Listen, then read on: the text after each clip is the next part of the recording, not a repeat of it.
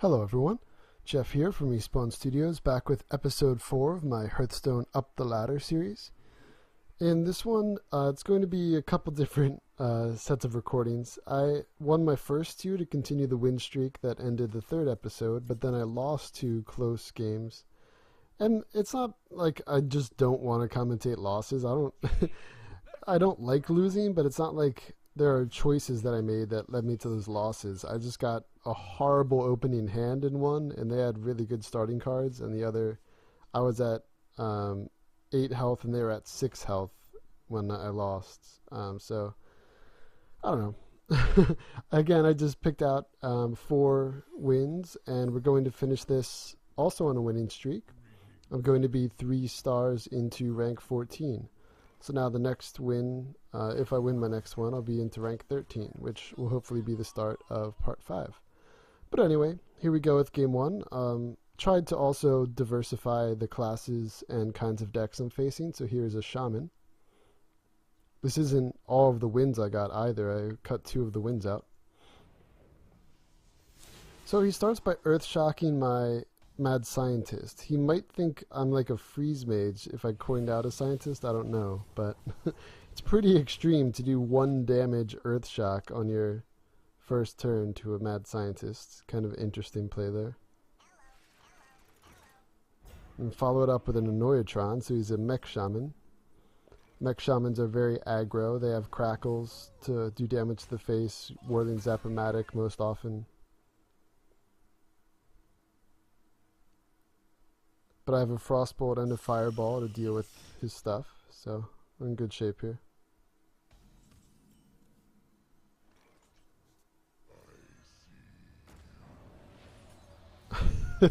That's just really fortunate again for me. I was able to get a Loatheb from the Unstable Portal, and then just in case he's able to kill off the Loatheb, I freeze his Spider Tank. Now, Fellreaver, I don't get it. Especially this early in the game when he must now know he's facing a Tempo Mage. I have so many low-cost cards that I can make him burn so many cards. And you see I have a Polymorph, but I don't want to lead with that. I want to play the other spell first to make him burn 6 cards instead of just 3.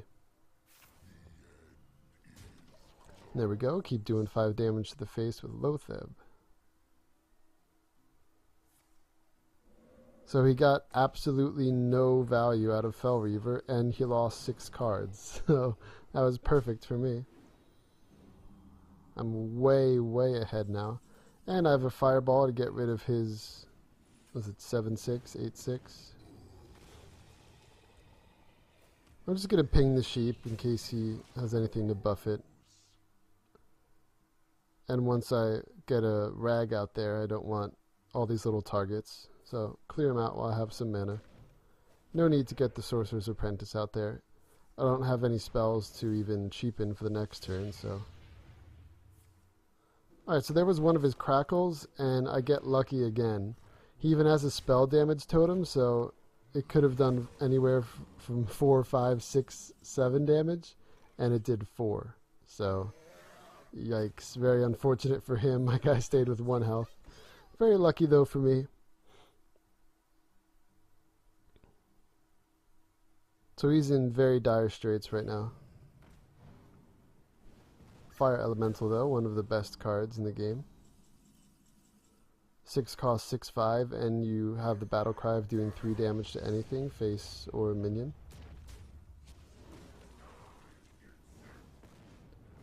And I'm lucky again. I was about to say I'm sorry again.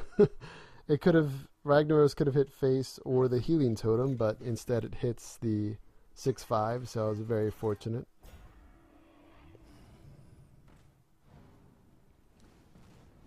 Now, that's kind of an odd play. I don't know.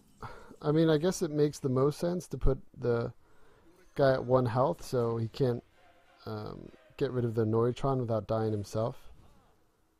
This is my one kind of unlucky play that the Flame Cannon hits just the Divine Shield, but it's whatever. I've already had so many lucky plays, it's almost impossible for him to come back. And the other good thing to know about mech mages is often they do not run any hexes, so having both Ragnaros and Archmage out there, he has no way to deal with both of them. Maybe one with trades, but not both.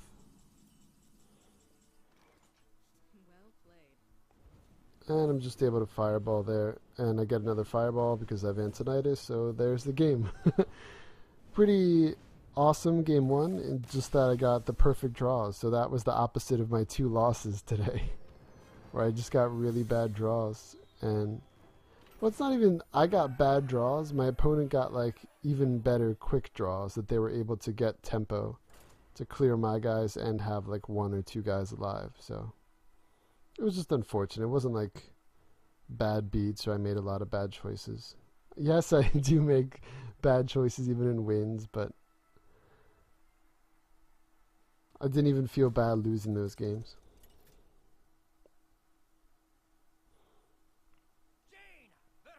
Alright, so here's our daily dose of another Tempo Mage. I think I faced 2 Tempo Mages today, though. I don't know if this is the guy that uses 2 Arcane Intellects. And if you missed my rant, I suggest you watch part 3, where I talk about how I think Arcane Intellect is one of the worst cards, especially for Mage. I don't think it would really fit in any class. It's just a bad card. Ancient of Lore, okay, 7 mana, you get a 5/5, and you draw 2 cards later in the game, when most likely you don't have cards. Arcane Intellect, you pay 3 mana to draw 2 cards, and most often you use it early in the game, while your opponent gets tempo and board control. No. Horrible. No one can convince me that card is good.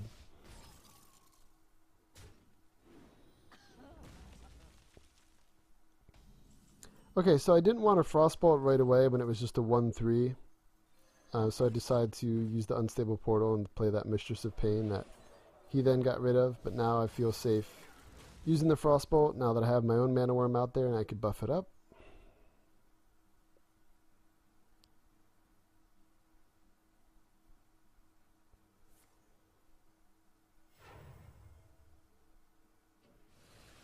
Okay, so interesting choice here. He coins out a Piloted Shredder. Could use my other Unstable Portal. Wow. Okay, so I could have played a minion here, but you always want to see what's going to pop first from the Piloted Shredder, and luckily I made that decision because you get good old Brother Doomsayer. So if I had played a minion first, I would have lost it to the Doomsayer. So instead I just ping face and give him turn.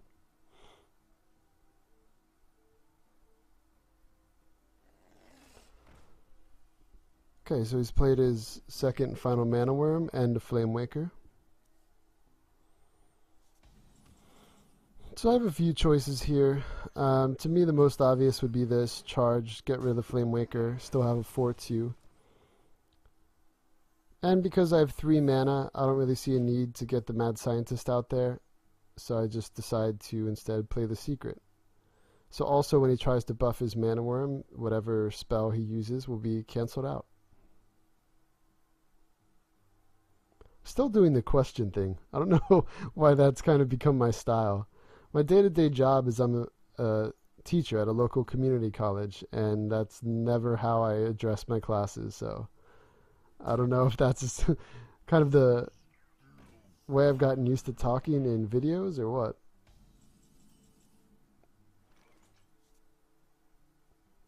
I think it might also be that I've loved Hearthstone for a long time, but a couple of my friends got into the game later, and I tried to like drag them in more by explaining a lot of things, so kind of like end things like questions like, okay, do you get that? Is there anything else I could further explain? Maybe that's also part of the teacher in me, I don't know. So just kind of standard trades in this game, nothing too exciting yet. He's able to ping off my other Unstable Portal target.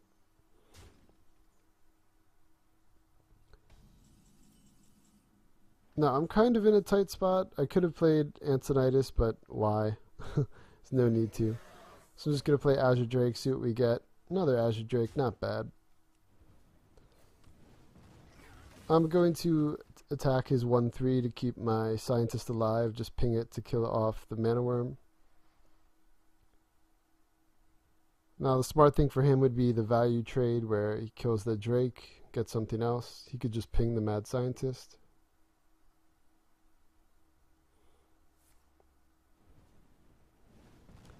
So there we go. Now I also have a mirror entity. So Flame Cannon's going to be blocked here. So he's going to have to attack and trade. Now it gets a Whirling Zap-O-Matic, but that works out nearly perfectly for me. I wouldn't have been able to use Antonitis and the Flame Cannon yet though, so instead I use the Drake with the Flame Cannon.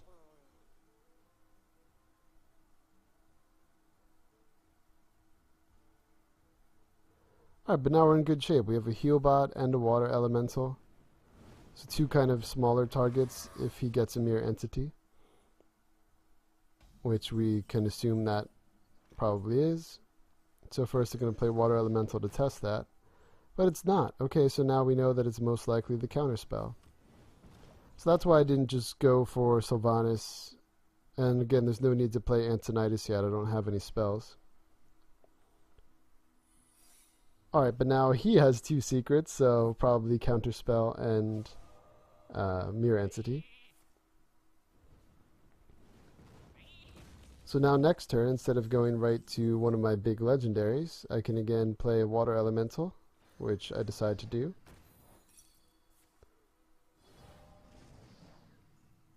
And now I could also play Sylvanas. So I could have played Heal Bot, but I don't really have a need to heal. He's running out of cards, and I have a lot of legendaries on the way, so I just decided to give him the 3/6. Yeah, I could have given him the 3/3 Heal Bot, but again, no real need to heal, and I wouldn't have had a follow-up play. I could have then also played a Water Elemental, but that's just a weaker turn than Water Elemental and the Sylvanas. He also feels the need to Fireball it, so that's good. Now, I still don't have a spell, but he's used the Fireball, his mirror entity's gone, so I'm just going to start really cranking up the pressure.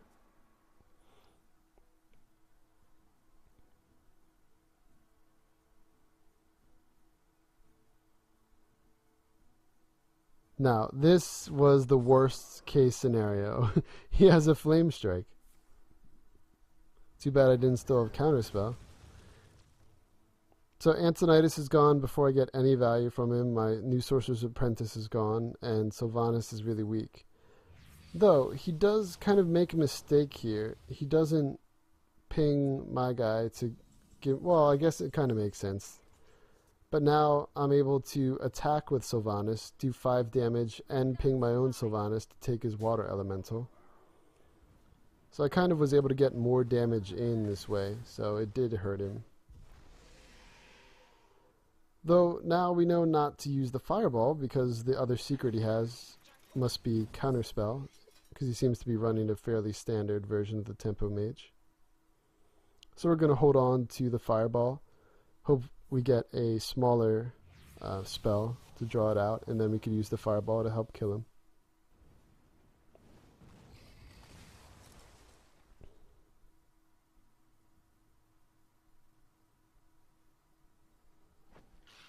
Okay, so from his 2 unstable portals, he got the Stone Skin, I think it's called, Gargoyle, and then everyone's favorite robot. So really, really unfortunate for him. And now we know that he's out of cards, of course, so we could just start whittling him down here.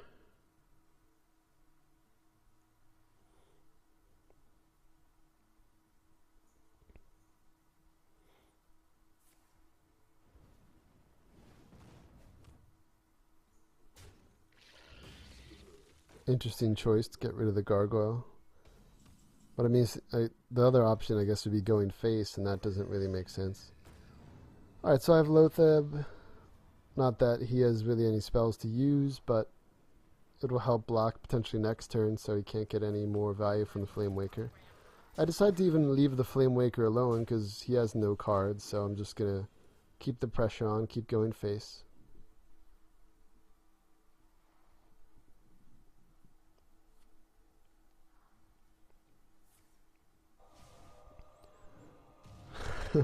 Six mana Arcane Missiles, always pretty good. So we got pretty fortunate there that he got decent hits. He's not able to kill off Lotheb, but he does make a smart choice here. He could have done it the other way and used the Gargoyle to clear the Mana Worm, but he makes the smart choice, kills off the 3/3, so the Flame Waker doesn't take more damage. Alright, so there I was able to draw Arcane Missiles to draw out the counterspell. Then I could go face with the Fireball and Lotheb, and there we go. Another win. So we have 2 more wins left in this winning streak. So you see I'm put to 14 there with 1 star, but that's then when I lose 2 games in a row. Now we'll be picking up after I had lost those 2 games and then won a game to be back to 15 with full stars. So we'll get this win.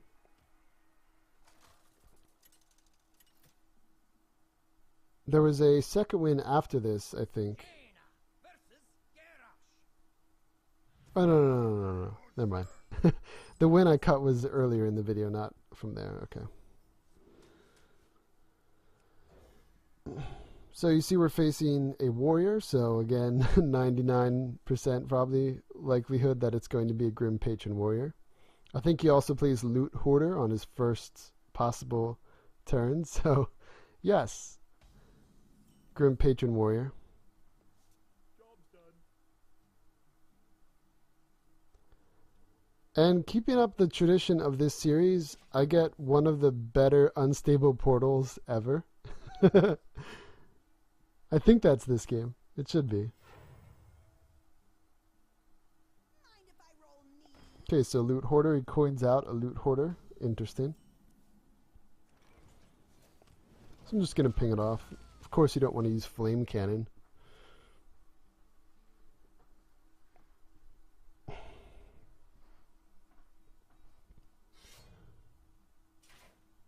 So he not only plays his weapon, he goes face immediately. Maybe he thinks I'm a flame mage. Yikes. I mean, I guess you could be a flame mage with Flame Waker, fireballs, all of that, the dragon thing. But Freeze Mage is the common deck archetype that I'm trying to think of. Maybe he's just trying to quickly kill me, thinking I'm that. Stall Mage. But nope. Look, I got a second Ragnaros from Unstable Portal, so I have 2 Ragnaros in my hand. Also have a Flame Cannon. Well, both Flame Cannons and a Frostbolt, so I have a lot of ways I could get rid of this Corsair. Now I'm considering, do I really need to use Frostbolt? Again, it's good to have utility. You could freeze the face, freeze a minion, so... Because I have both Flame Cannons, I just elect to go with one.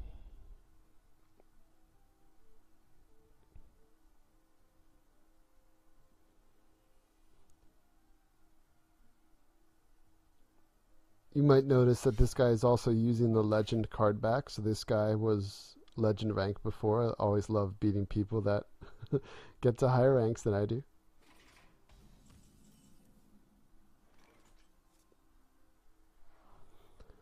Okay, so we have a couple options here. LOL. Obviously, we're going to play 5-cost Ragnaros. Are you serious? That's insane. So I kind of taunt him, just say hello. And I taunt him only because everyone and their brother are playing Grim Patron Warrior, just like a month ago or 2 months ago, everyone was playing Face Hunter.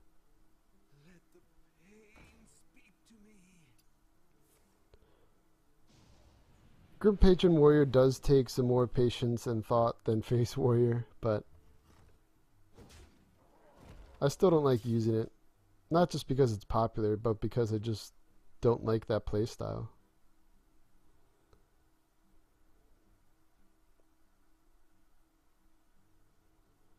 Okay, so clearly he didn't have an execute because he uses Inner Rage on his own guy to try and draw into it. So we're in pretty good shape. He was also forced to hit face with his other weapon, so he could then do 1 damage with a second attack next turn if he got the execute, which he did. So when he inevitably is going to attack with his sword again next turn, he would only do 1 damage to his Acolyte, so he would be able to get 2 more draws off it, so that's why I decided to Frostbolt it there. Limit him to just 1 more draw. And to guarantee that I'm going to hit face with my Ragnaros. So now I have 2 pretty scary minions out there, 3/6 and of course the 8/8 Ragnaros. And now I'm going to be able to play my other Ragnaros coming up, so.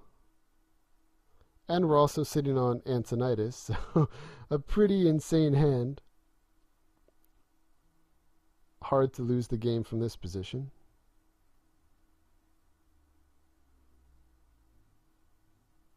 And Ragnaros has already done more than his value in damage.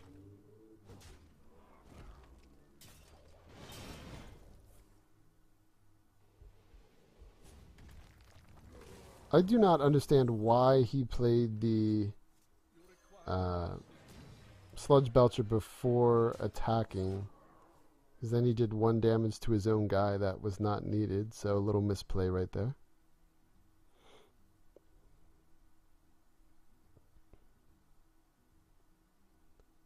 Wrong order, as Twitch chats like to say. Well, I guess more often they just spam misplay.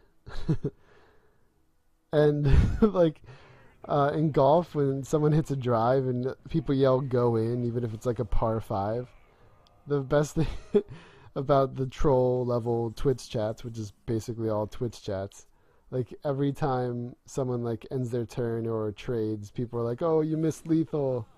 No, I had 4 damage available. I did not have 30 damage available. I did not miss lethal, but it just gets them to try and think, oh wait, did I actually miss lethal? And then ha ha ha, that's the joke. No, you didn't. But I made you think you did. Hi. Oh, internet. Okay, so here I was actually pretty fortunate again from an unstable portal getting a taunter, because I am also decently low myself, so if he does have like a big Grim Patron combo where he's able to give them all charge, I might have been in danger, but now with his face frozen and with the taunts, he's dead. Not really much he could have done. So it's just crippling that I got that Ragnaros from an unstable portal. Could use that at turn 5 and then have another Ragnaros in case I needed it. And I'm also sitting with Antonitis out there. And I get to keep freezing his face because the Patron Warriors only run 2 executes and no shield slams because they don't really get their armor up that much. So difficult for them to kill Water Elemental. And there we go, he concedes, so back up to 1 star. And now our final win to close out episode 4 of this series. We are going to be on a winning streak and hit 3 stars into rank 14. So this was actually the very next game. Just it stopped recording, played a little bit of Destiny. I love playing Destiny. I know a lot of people rag on it, but it's fun to play. And here we go. We'll be facing a rogue. Now, that little kind of tech change I made based on my experience switching out having 2 mirror entities and 1 counterspell for 2 counterspells and 1 mirror entity is going to be great against a rogue, of course, because they rely very heavily on spells. And also having the Mad Scientist in my opening hand is great to see. And I have a Flame Cannon to deal with whatever first minion he throws out there. SI7. It could even be a nice little thing to use Flame Cannon and then ping to kill a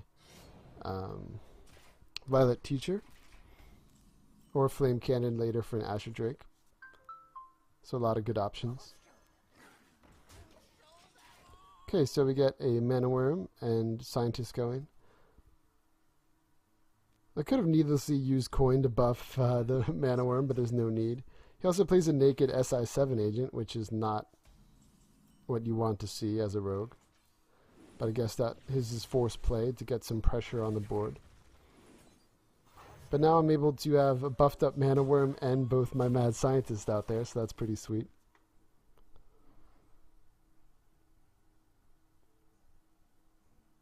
So even though this seems like kind of a easy to clear board, for the rogue it's not. They would have to play Blood Mage Thalnos and Fan of Knives, and they're not even at that mana yet, so he's forced to just play a Shredder. And now I have a counter spell, and I'm able to just... Sorry if you hear my phone going off. So I'm able to just keep going face, keep the pressure on. And now, if he tries to use a spell, it'll be cancelled out.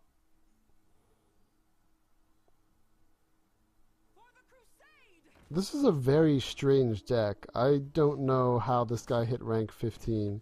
Maybe he, like, hit 15 and now he's using this deck to test it out. But the Swordsmith is one of the worst cards in the game. I mean, I see the synergy there with the Scarlet Crusader because it has Divine Shield and you're buffing it up, but just no. So I considered pinging the shield off, but there's no need. I'm getting so close to winning, I'm just going all face because I'm sitting on a fireball as well.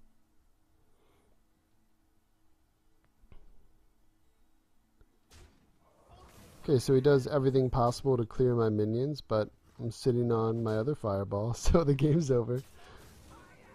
Sorry, Mr. Rogue.